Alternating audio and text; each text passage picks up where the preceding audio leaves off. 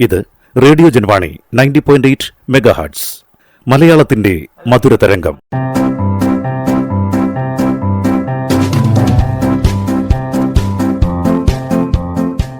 ഇപ്പോൾ വാരാന്ത്യ ലോക വൃത്താന്തം കേൾക്കാം. പ്രൊഫസർ ജെ ജേക്കബ് അവതരിപ്പിക്കുന്നു. വാരാന്ത്യ ലോക വൃത്താന്തം.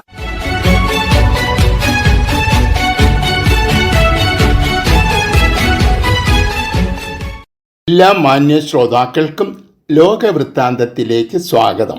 അമേരിക്കൻ പ്രസിഡന്റ് ഡൊണാൾഡ് ട്രംപിന്റെ പകരച്ചുങ്കം അന്താരാഷ്ട്ര വ്യാപാര രംഗത്ത് വലിയ പ്രത്യാഘാതങ്ങൾ സൃഷ്ടിക്കും എന്നാണ് പൊതുവെ വിലയിരുത്തപ്പെടുന്നത്. പുതിയ നികുതി വർധനവിന്റെ ഫലമായി ചൈനയുടെ ഉൽപ്പന്നങ്ങൾക്ക് 54% നികുതി നൽകേണ്ടി വരും. അമേരിക്കൻ ഉൽപ്പന്നങ്ങളുടെ ഇറക്കുമതി തീരുവ 34% വർദ്ധിപ്പിച്ചുകൊണ്ടാണ് ചൈന പ്രതികരിച്ചത്. ഇതോടൊപ്പം തന്നെ അമേരിക്ക ചൈനയിൽ നിന്നും വാങ്ങുന്ന ചില ഉൽപ്പന്നങ്ങളുടെ വിൽപ്പന നിയന്ത്രിക്കാനും ചില അമേരിക്കൻ കമ്പനികളുമായിട്ടുള്ള വ്യാപാരം നിയന്ത്രിക്കാനും ചൈന തീരുമാനിച്ചിട്ടുണ്ട്. വ്യാപാര യുദ്ധമാണ് അമേരിക്ക ആഗ്രഹിക്കുന്നെങ്കിൽ അതിനും യഥാർത്ഥ യുദ്ധമാണ് ആഗ്രഹിക്കുന്നതെങ്കിൽ ചൈന അതിനും തയ്യാറാണെന്ന് ചൈനയുടെ വിദേശകാര്യമന്ത്രി നേരത്തെ തന്നെ വ്യക്തമാക്കിയിട്ടുണ്ട്. നികുതി വർധനവ് മൂലം അമേരിക്കയിൽ ചൈനീസ് ഉൽപ്പന്നങ്ങളുടെ വില വർദ്ധിക്കുകയും വിൽപ്പന കുറയുകയും ചെയ്യുമെന്നാണ് വിലയിരുത്തപ്പെടുന്നത്. ഈ സാഹചര്യത്തിൽ ചൈനീസ് ഉൽപ്പന്നങ്ങൾ നമ്മുടെ കമ്പോളത്തിൽ ഡംപ് ചെയ്യും എന്നാണ് മുന്നറിയിപ്പ്.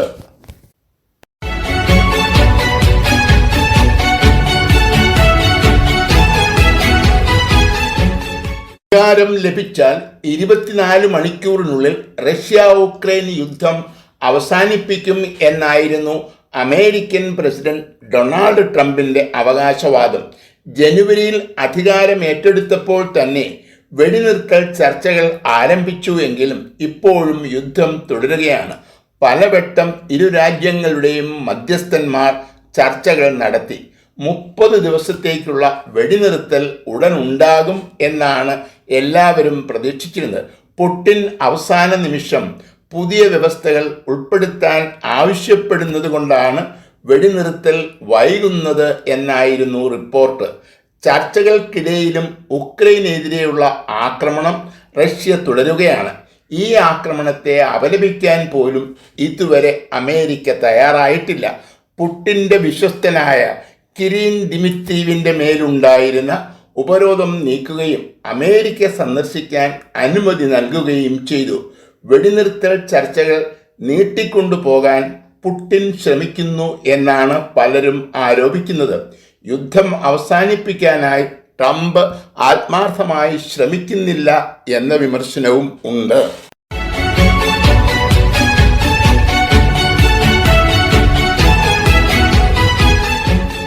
ചർച്ചകൾക്കുള്ള അമേരിക്കൻ പ്രസിഡന്റ് ഡൊണാൾഡ് ട്രംപിന്റെ ക്ഷണം ഇറാൻ സ്വീകരിച്ചില്ല.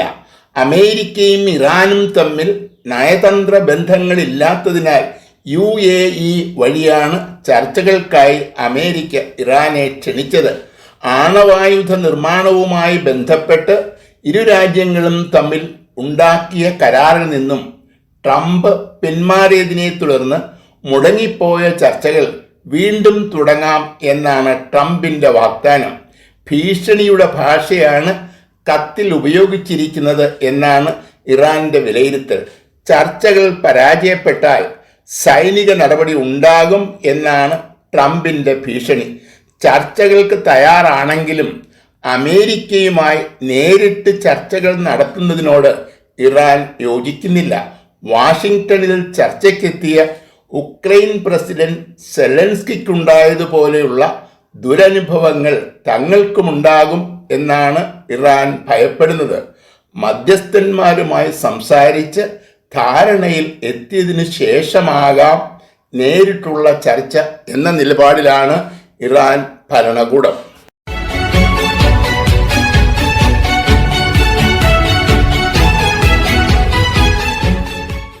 നിയമസഭ പാസാക്കിയ ബില്ലുകൾ രാഷ്ട്രപതിക്ക് അയക്കാതെ പിടിച്ചുവച്ച തമിഴ്നാട് ഗവർണറുടെ നടപടി തെറ്റും നിയമവിരുദ്ധവുമാണെന്ന് സുപ്രീം കോടതി കണ്ടെത്തി.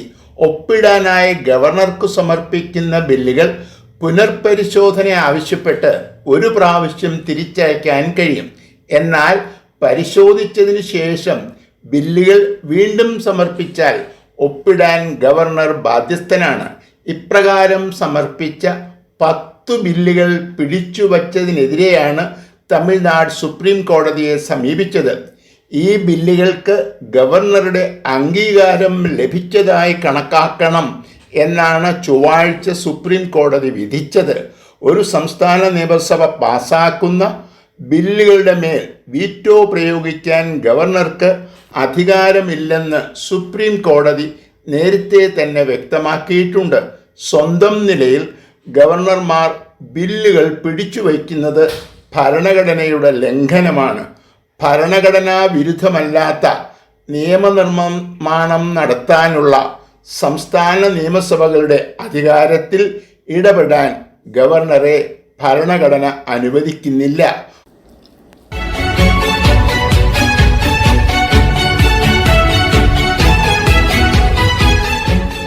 മുംബൈ ഭീകരാക്രമണത്തിന്റെ ബുദ്ധികേന്ദ്രം പാക് വംശജനും ഇസ്ലാം മത വിശ്വാസിയുമായ തഹാവൂർ റാണയാണ് എന്നാണ് അന്വേഷണ ഉദ്യോഗസ്ഥന്മാർ കണ്ടെത്തിയത്. ലഷ്കർ ഇ തോയ്ബ എന്ന ഭീകര സംഘടനയിലെ അംഗമായിരുന്ന റാണ കാനഡയിലേക്ക് കുടിയേറുന്നതിന് മുമ്പ് പാകിസ്ഥാൻ സൈന്യത്തിൽ ഡോക്ടറായി സേവനം അനുഷ്ഠിച്ചിരുന്നതായും കണ്ടെത്തിയിട്ടുണ്ട്. 2008 ബോംബെയിൽ നടന്ന ഭീകരാക്രമണത്തിൽ വിദേശികളടക്കം 166 പേർ കൊല്ലപ്പെട്ടു. അമേരിക്കൻ പൗരനും ഇദ്ദേഹത്തിൻ്റെ സുഹൃത്തുമായ കോൾമാൻ ഹാർട്ട്ലിയുമായി ചേർന്ന് ഗൂഢാലോചന നടത്തി എന്നാണ് കേസ്. അമേരിക്കൻ ജയിലിൽ കഴിയുന്ന ഇദ്ദേഹത്തെ വിചാരണയ്ക്കായി തങ്ങൾക്ക് കൈമാറണം എന്ന ആവശ്യവുമായിട്ടാണ് ഇന്ത്യ കോടതിയെ സമീപിച്ചത്. കുറ്റവാളികളെ പരസ്പരം കൈമാറാമെന്ന് സമ്മതിച്ചിട്ടുള്ള രാജ്യങ്ങളാണ് ഇന്ത്യയും അമേരിക്കയും.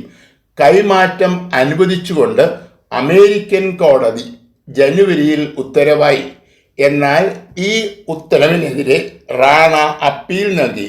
ഈ അപ്പീൽ നിരാകരിച്ച് സുപ്രീം കോടതി തിങ്കളാഴ്ച ഉത്തരവായി.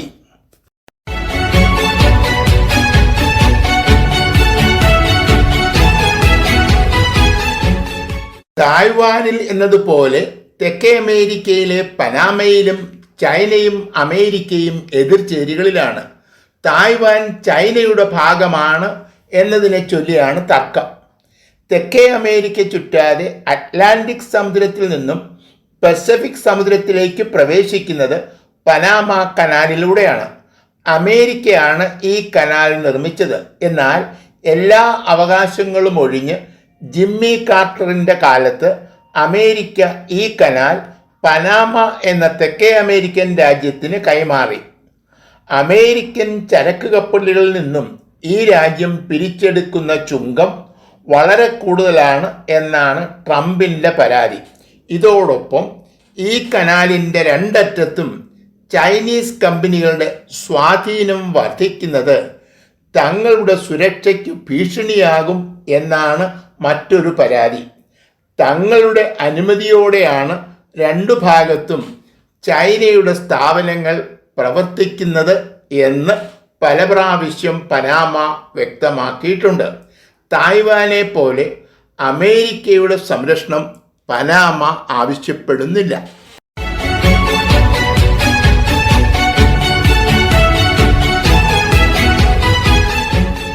കിഴക്കൻ ജെറൂസലേം, ഗാസ, വെസ്റ്റ് ബാങ്ക് തുടങ്ങിയ സ്ഥലങ്ങളിൽ പ്രവർത്തിക്കുന്ന 6 സ്കൂളുകൾ അടച്ചുപൂട്ടാൻ ഇസ്രായേൽ ആവശ്യപ്പെട്ടു. ഐക്യരാഷ്ട്രസഭയുടെ നിയന്ത്രണത്തിലാണ് ഈ വിദ്യാലയങ്ങൾ പ്രവർത്തിക്കുന്നത്. 1967 യുദ്ധത്തിലാണ് പാലസ്തീനിൽ നിന്നും ഈ പ്രദേശങ്ങൾ ഇസ്രായേൽ പിടിച്ചെടുത്തത്. പിന്നീട് നടന്ന ചർച്ചകളെ തുടർന്ന് ഇവിടെ നിന്നും ഇസ്രയേലി സൈന്യം പിന്മാറിയെങ്കിലും നല്ലൊരു ഭാഗം ഇപ്പോഴും ഇസ്രായേലിൻ്റെ നിയന്ത്രണത്തിലാണ്. ഇസ്രായേൽ നിയന്ത്രിക്കുന്ന പ്രദേശങ്ങളിലെ വിദ്യാലയങ്ങളോടാണ് അടച്ചുപൂട്ടാൻ ആവശ്യപ്പെട്ടത്. 1967 യുദ്ധാനന്തരം ഒപ്പുവച്ച ഉടമ്പടി അനുസരിച്ചാണ് ഈ പ്രദേശങ്ങളിൽ വിദ്യാഭ്യാസ പ്രവർത്തനങ്ങൾ നടത്താൻ ഐക്യരാഷ്ട്രസഭയ്ക്ക് അനുമതി നൽകിയത്. ഈ മേഖലയിൽ ഐക്യരാഷ്ട്രസഭയുടെ പ്രവർത്തനങ്ങൾ നിരോധിക്കുന്ന നിയമം കഴിഞ്ഞ ദിവസം ഇസ്രായേൽ പാർലമെന്റ് പാസാക്കി. ഇത് 1967 ഉടമ്പടിയുടെ ലംഘനമാണ്. ഈ നടപടിയിലൂടെ 800ഓളം വിദ്യാർത്ഥികളുടെ പഠനം തടസ്സപ്പെട്ടിരിക്കുകയാണ്. പാലസ്തീനികളെ ഒഴിവാക്കി ഈ പ്രദേശം പിടിച്ചെടുക്കാനുള്ള ഒരു നീക്കമായിട്ടാണ് ഇതിനെ വിലയിരുത്തുന്നത്.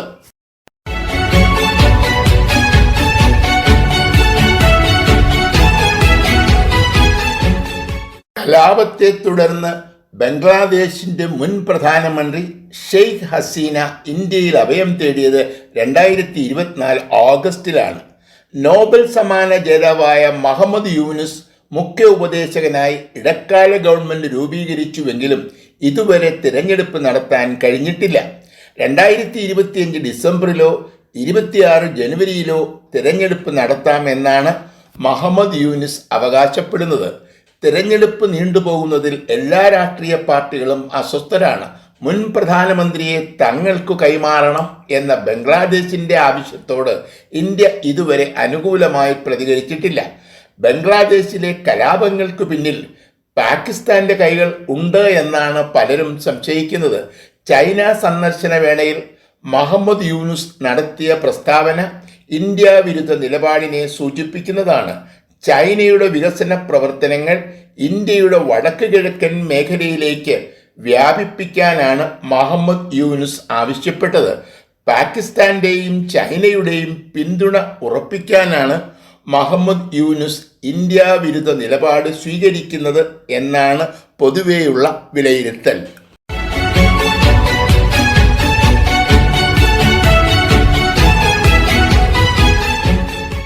ഇസ്രായേൽ പ്രധാനമന്ത്രി Benjamin Netanyahu American president Donald ട്രംപിനെ സന്ദർശിച്ചു. ഇസ്രായേൽ ഉൽപ്പന്നങ്ങളുടെ ചുങ്കം വർദ്ധിപ്പിച്ച നടപടി പിൻവലിപ്പിക്കുക എന്നതായിരുന്നു സന്ദർശനത്തിൻ്റെ പ്രധാന ലക്ഷ്യം.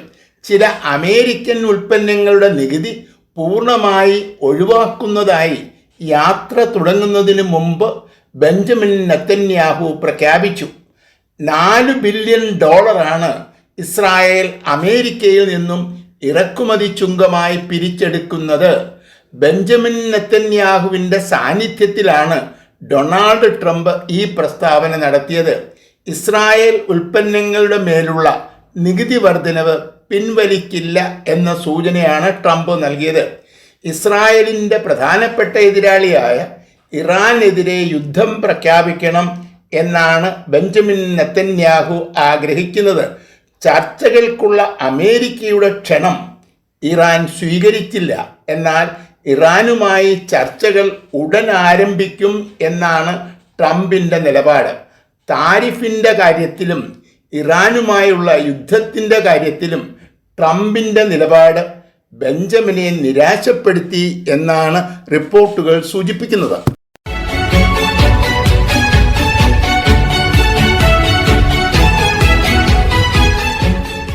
വിദേശ വിദ്യാർത്ഥികളുടെ വിസ റദ്ദാക്കൽ നടപടി അമേരിക്ക തുടരുന്നു എന്നാണ് റിപ്പോർട്ടുകൾ സൂചിപ്പിക്കുന്നത്. ട്രാഫിക് നിയമങ്ങൾ ലംഘിച്ചതിൻ്റെ പേരിൽ പോലും വിസ റദ്ദാക്കി. 15 ദിവസത്തിനുള്ളിൽ രാജ്യം വിട്ടുപോകാനാണ് അധികൃതർ ആവശ്യപ്പെടുന്നത്. വിദേശ വിദ്യാർത്ഥികളിൽ 1-ാം സ്ഥാനം ഇന്ത്യക്കാണ്. അമേരിക്കൻ യൂണിവേഴ്സിറ്റിയിൽ പഠിക്കുന്ന വിദ്യാർത്ഥികൾക്ക് പെട്ടെന്നൊരു ദിവസം പുറത്താക്കൽ നോട്ടീസ് ലഭിക്കുന്നു. അതോടൊപ്പം 15 ദിവസത്തിനുള്ളിൽ അമേരിക്ക വിട്ടുപോകാൻ അധികൃതരുടെ അറിയിപ്പും ലഭിക്കുന്നു. മാനസികമായും സാമ്പത്തികമായും വിദേശ വിദ്യാർത്ഥികളെ തളർത്തുന്നതാണ് ഈ നടപടി. യൂണിവേഴ്സിറ്റി അധികൃതർ പോലും ഈ നടപടിയെ അംഗീകരിക്കുന്നില്ല. അമേരിക്കയുടെ പ്രഖ്യാപിത നിലപാടുകൾക്കെതിരാണ് ഈ നടപടി. എത്ര വലിയ കുറ്റവാളികൾക്കും കൃത്യമായ വിചാരണ നൽകുക എന്നത് ഒരു ജനാധിപത്യ മര്യാദയാണ്. വളരെയധികം പണം ചെലവാക്കി വിദ്യാഭ്യാസത്തിനായി വിദേശങ്ങളിൽ നിന്നും വന്ന വിദ്യാർത്ഥികളെയാണ് നിർദാക്ഷിണ്യം അമേരിക്ക പുറത്താക്കുന്നത്.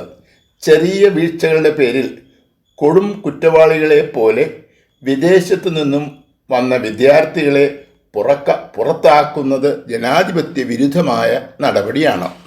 വാരാന്ത്യ ലോക വൃത്താന്തം.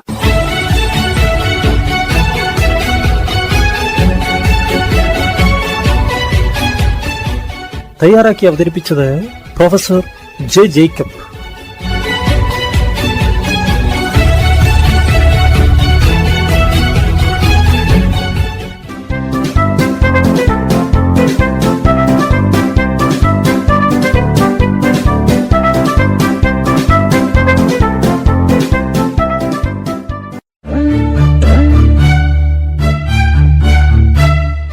നിങ്ങൾ കേട്ടുകൊണ്ടിരിക്കുന്നത് ജൻവാണി 90.8 കമ്മ്യൂണിറ്റി FM.